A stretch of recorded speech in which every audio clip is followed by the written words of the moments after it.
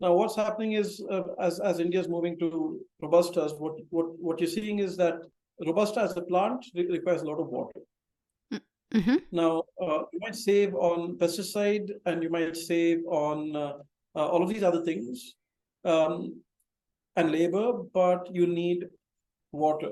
Welcome to the Daily Coffee Pro by Mapper Forward, friends. I'm your host, Lee Safar, and this is episode 3 of a 5-part series. And we are talking about future-proofing the production of coffee in India, but kind of sort of in general as well. In this episode, we are going to talk more about sustainability because we didn't really talk that much about sustainability in the last episode. Thank you, Akshay. But we are going to talk some more about it in this episode. And we're also going to talk about the difference between the idea of a species versus varietals and which are the best suited for sustainable practices. So, Akshay, tell us a little bit more about sustainability. Actually, let's not go down that rabbit hole. What we'll do is, from a sustainability perspective, at least for us, I think a lot of the focus has been on low intervention, right? So, Okay. Bottom line. No intervention. Low intervention. Low intervention. Now, there's two ways you can make money. One is basically by increasing yield, or two is basically by cutting your cost.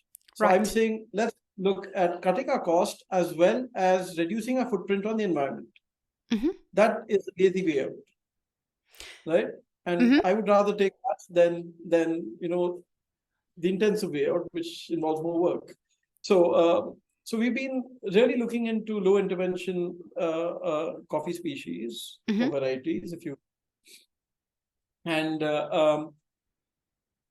essentially we were talking about how Arabica is a bit more expensive, but now what's happening is as India is moving to Robustas, what you're seeing is that Robusta as a plant requires a lot of water. Mm-hmm. Now, you might save on pesticide and you might save on all of these other things and labor, but you need water. Folks, our first on-demand workshop, How to Become a Coffee Consultant, is now available for you to learn at your own pace for just €50, and it comes with a certificate upon completion. Go to mapperforward.coffee/workshops or click the link in the show notes for more details. Support this podcast by supporting our sponsors. Now, the plant structure is such that it's a shallow-rooted plant. Mm-hmm. It's diploid, 22 chromosomes, but that may be going too technical, but essentially what it is it has a high stomatal density. There's a lot of transpiration losses of the leaves. That coupled with the shallow rooting system means that the plant needs water to keep going. It needs more water than Arabica, when in the past we thought actually Arabica requires more water than Robusta. Now, why is Arabica a bit more drought resistant than Robusta? It's a deeper rooting plant, 30 to 60 centimeters under the soil. The tetraploid nature has sort of lent itself to having a lower stomatal density. Transpiration losses are lower, and naturally it seems to do better in the shade in India, so which is fantastic. The extra shade also keeps our soil temperatures lower, so it's a win-win. So generally an Arabica farm would end up requiring much less water than a Robusta one. Which is news to the industry, right? Like, this is not something that is generally accepted in the producing industry. We all thought that Robusta was the future. It is the thing that's going to save us from a sustainability perspective. What you're telling us is that it's actually quite the opposite. That Robusta requires more water than Arabica does in the production process. There's a caveat here, right? Okay. Now, Arabicas can tolerate more drought than Robustas, but temperatures need to be cooler for Arabicas to perform well. Okay. Which is why the shade is good. So right. If you have the shade,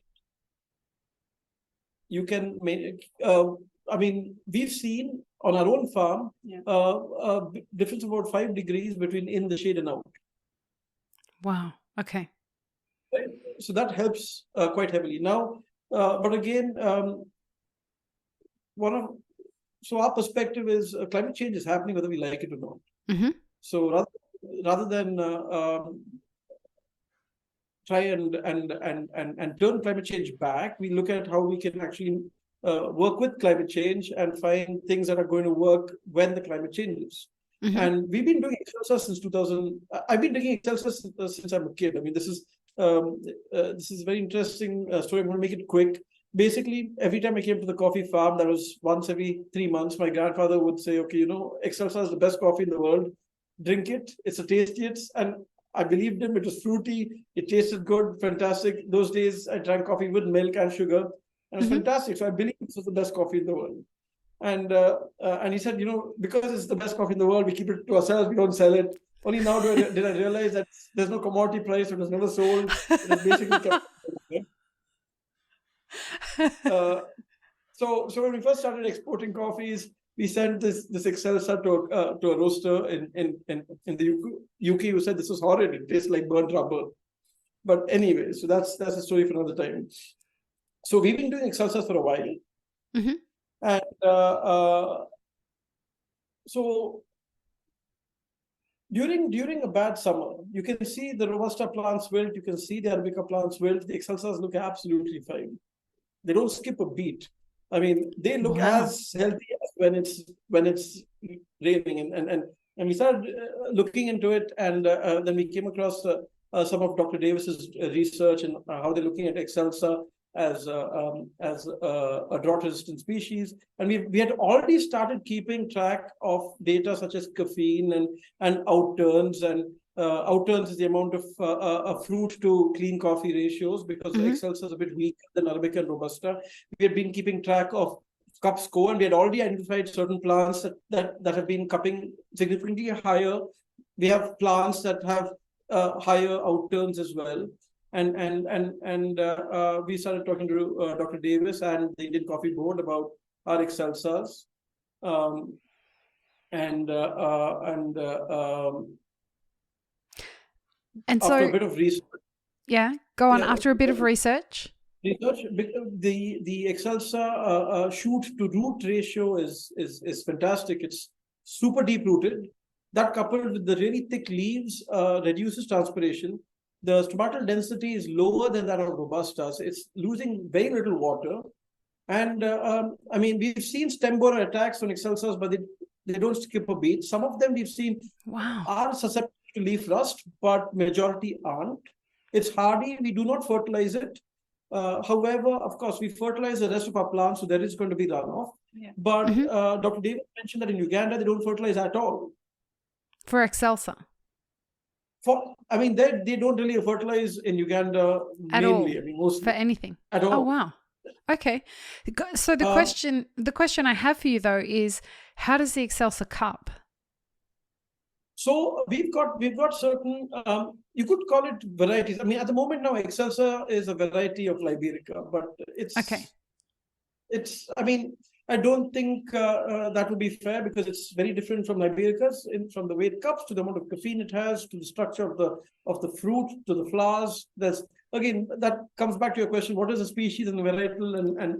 And with this, I really don't know. Yeah, I have no idea why Excelsa is not a species on its own, because within Excelsa, now we've had our Excelsa's DNA tested, and the seed material goes back to South Sudan, East Congo, from potentially the 1900s. Wow. Now, so these plants have been planted by my grandfather, some by my great-grandfather. We've got some of them that are going up to 60 feet. Now, this really should be a separate... That's so... Yeah. Wow. So it's like... It's a tree that at 60 feet. That's a tree. That's not a plant. Yeah. No, so Excelsa is a tree. Wow. Okay. So tell me something. You're saying that Excelsa is a varietal that sits under Liberica, correct? At the moment. It used to be a separate species, but in early 2000s, it came under Liberica. And does it cup anything like most Libericas? So basically, no, cups, it depends, right? So we've got three different varieties of Excelsa on our own farm, and that's in the 75 acres. And from cup to outturns is very different, right? Now, to give you an idea, we've got one Excelsa variety that is cupping at. Now we don't know how to cup it, right? Nobody knows how to cup Excelsa. On what score sheet are you cupping it? But let's give it a hypothetical number. It's cupping at 76. We have one that's cupping at 81, and we have one that's cupping at an 83 without any processing, pure naturals. Now all of them have different outcomes as well. So we actually our highest cupping Excelsas have an average outturn of about 8.3:1. So that means you need 8.3 tons of fruit to give you 1 ton of clean coffee. Oh, wow. With Arabicas, it's 6:1. With How Robustas, it's 6:1. Okay. With Robustas, it's 4.5:1. Okay. Right. So now our low cupping Excelsa at 76 has a 6.5:1 ratio. So ideally, for you to commercialize a species, you need a balance of cup and outturns. Otherwise, but again, Arabicas had 100+ years of research. Robusta has had 50 to 70 years of research. Excelsa has had none, or a few years now, ever since. So for those in the audience who don't know what the difference between a species and a variety is, can you just give us a quick outline? Yeah. So again, I really am confused, but I can tell you between Arabicas and Robustas and all of these things. I mean, I've asked a lot of people this. Like I said, I come from a very black and white background, and for me, biotech and all of this seems to be extremely gray, and I can't make sense of it. But at least you can tell now what is an Arabica, right? How can you tell something is an Arabica? Now, an Arabica basically is 44 chromosomes, 20 coming in from 22 coming in from eugenoides, 22 coming from Canephora. Yep. When you basically cross that with an HDT, it's called a Robusta. But why? Arabica already had Canephora genes. Right. And for those who don't know, Canephora and Robusta are the same thing. Yeah. So basically, it's all a big muddle. But yes, there are ways scientifically. You've got the DNA testing bands. Arabica has a certain band. Eugenoides has a certain band. Robusta has a certain band. A set of bands that they match. There's certain characters that the scientific community have come up with, and they've said, okay, this is what this is. This is what this is, and this is what this is. Right. But that change, because as we learn more, that can change. Right. And I mean, for example, because in a search for drought-resistant coffee, we've come across this coffee called Selection 11 from the Coffee Board. They've been working on this since the 1940s. It's been sold as an Arabica, but in reality, it's actually a Ligenoides. It's a Ligenoides that doubled its chromosomes, and it was back crossed with Eugenoides. So it's actually majority Eugenoides, a little bit of Liberica. It's super drought resistant. It has complete vertical resistance against leaf rust. It's supposed to have a lot of horizontal resistance against leaf rust as well.